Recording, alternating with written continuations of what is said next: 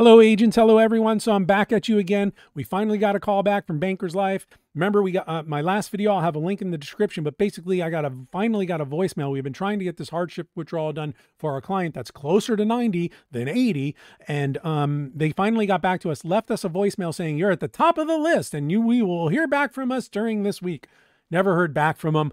3 weeks went by and I put a video together, and a couple days after that video went out, I did get a phone call from them. And basically that phone call said, oh, we didn't do anything for 3 weeks. We just need for more information. And then I asked some more questions. There's a rehabilitation committee and there is court orders and everything has to be done a certain way. But here's what I got out of this was there's a rehabilitation committee that we were at the top of the list for 3 weeks, and they didn't even bother to review anything for 3 weeks. And then they come back with we need more information. And I'll get into that in a second. But who are these people that I can't talk to them. No one can talk to them. So I could just say, hey, yeah, it is really the person, or whatever, questions you have like reassurance there of you're talking to the right people, whatever it is. But they wouldn't even get back to us in regards to being able to talk to the rehabilitation committee. So I don't know anything about them. I don't know who they are. They don't really, I don't know. I haven't seen their names and everything. Granted, I haven't gone through every piece of material. So maybe if anyone has any suggestions or knows who they are, you feel free to leave comments in the comment section. However, I asked, what's going on? We work 1 hour every 3 weeks because we were at the top of the list. So if we're at the top of the list and you're just getting back to me, that means no one else with the hardship for 3 weeks. And they give you a 4 to 6 week timeline. We've been going on since this is June. Today's end of September, September 26th. So, they're not trying to get anything done. They're not really trying.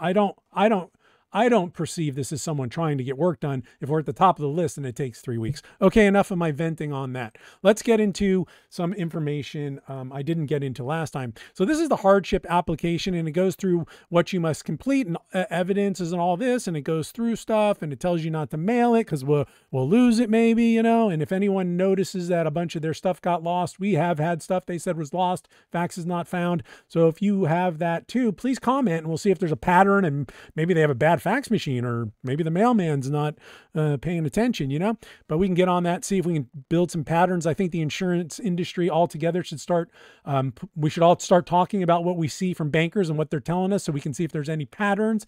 And this rehabilitation committee is working. Maybe we can get an idea of how they work because we're not allowed to know a lot of that stuff.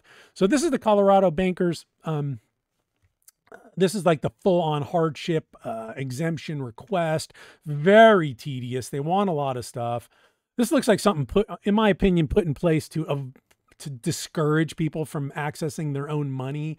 A lot to go through, especially if you're actually in a hardship or ill and you don't have family that can help you with this, and you got to pay someone to do this, but your money's tied up and they won't give it to you until you do this. So it's very confusing. Now let's take a look at the product I sold, knowing that this client filled out a suitability form that said they wanted to access the money at the end of the 5th year. So we knew this was the most suitable product because if you see, it had an end of the year 0%. And not only that, if you needed to access it early, you could take systematic withdrawals, which my client was, and it has no market value adjustment. So it's really clean if you need to leave. The interest rates can't affect your surrender charge, whereas other products, if interest rates are up, your surrender charge is going to be up if they have a market value adjustment. It's not good to buy a market value adjustment in low interest rate times, because if interest rates hyperinflate, it can be very punitive if you need out. Here's a specimen contract. Clearly states that there's no surrender charge and you have access to your money after the 6th year or in the 6th year. So anyway, let's get back to that phone call I got. I received a phone call from Bankers Life saying they wanted to discuss this hardship and that they needed more information and that they wanted to mail, regular mail, even though they don't want anything in regular mail. They're plenty fine sending stuff out regular mail. Just see the hypocrisy there, or how dangerous it is to come into you at regular mail, but it's okay to, anyway, separate topic. Anyway, yeah. So she was going to mail a letter. I'm like, can you email it? It's 2022. We got email. Can you email it? So I was able to get them to email it. Could not get any information on the hardship committee. I'm sorry, the rehabilitation committee there that handles the hardships. There's several people that just say, no. There's someone there just doing it. And they don't really seem to care about humans because, in my opinion, they would say, we're very sorry to hear you're having a hardship. Nothing. The hardship request has been received. However, there's additional documents and clarification needed. That's how they open it. Good afternoon, you know? And I think it was, so that's probably written on a Thursday because I got that, you know, earlier, unless she's just doing that. So they want basically all the information that was already submitted. Again, please provide medical bills, all this. So we know you're having a hardship. We know you're super, you know, not feeling well or whatever. You're closer to 90 than 80. But here, we got you. Here's a bunch of stuff we'd like you to do. Number 1A, 1B, 1C, 1D, 1E, number 2. And here's some miscellaneous items we're just going to throw in there for the fun of it, I guess. I don't know. Please provide a copy of the bill for any home care services. So like you're able to pay for that, right? And this is the part that really got me. I think this is the most insensitive, horrible part of the whole thing. Just shows me that there's no actual caring going on. Is the wound care still ongoing? If so, please provide the remaining invoices. Similar as you provided, 3 months ago in your 4 to 6 week time frame for your hardship withdrawal.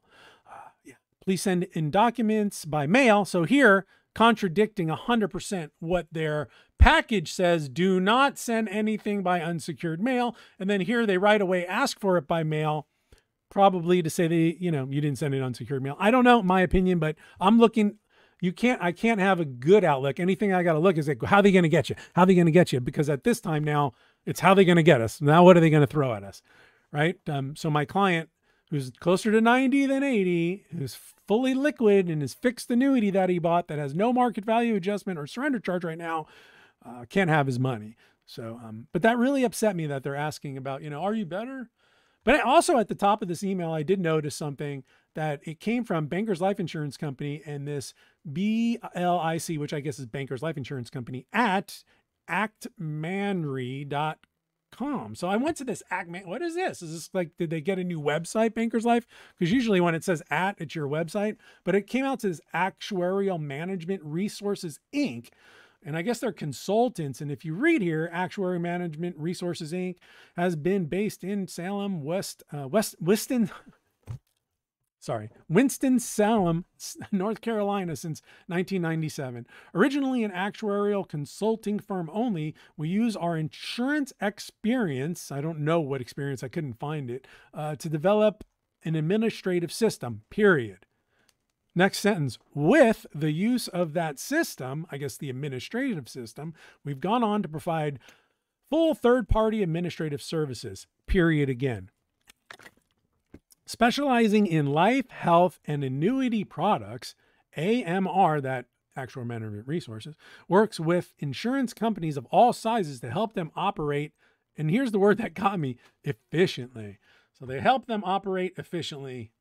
I guess that's getting back to people 3 weeks later. Here's some consultants. Again, I don't know if this has anything to do with the rehabilitation, but it definitely has something to do with the email because the email goes to this. And they do also have like a services link here.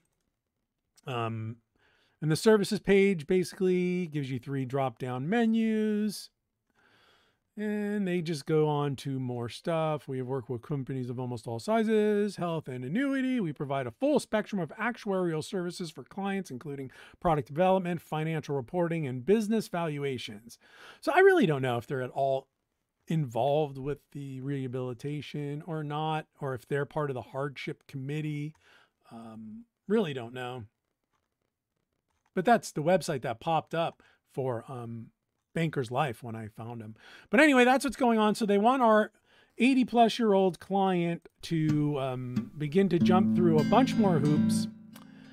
And so if you guys have any comments, any history you want to share, any patterns you see from what I'm exposing here, if you know anything about this rehabilitation committee and their lack of work hours or their lack of pay or their extra pay or for whatever reason, there's a terrible turnaround time and horrible service, and actually causing hardships. The hardship committee's causing hardships at this point for this older gentleman of ours because not having his money at this point is a hardship to him. He's expecting it after 5 years. He was not expecting it to be gone for, at 80 plus years old that you are, how much longer are you looking really at the world? And it's got to be an extra stress, and it's not healthful to have extra stress, especially financial stress when your money's supposed to be secured in a safe company that's been checked by rating agencies and has a surplus and the ability, and this is the part, we sold the company that has the ability to pay all claims, had the ability to pay all claims until it became into this rehabilitation. Now it doesn't have the ability to pay anyone in rehabilitation, it seems. I don't know enough about it, I guess, but this is my 2 cents on it, completely my opinion here, based on what I've seen, and this is actual facts of what's been happening and the way they have presented themselves. Again, I don't find them at all caring at all. None of the letters at all pertain to anything personal regarding the hardship of these people, and just overall not a great experience. And in my 25 years, this is by far the worst I've ever heard of any clients being treated in this type of way in an insurance company. So I don't know what the rehabilitation's all about. They should just let this company die and pay everyone out, in my opinion. Again, I don't know what they're rehabilitating. I would never sell anything with the word bankers on it again. Obviously, look at this nightmare scenario. I don't know why anyone would. But anyway, that's a long, short video I wanted to do. So hope all's going well. Have a good week. Bye-bye.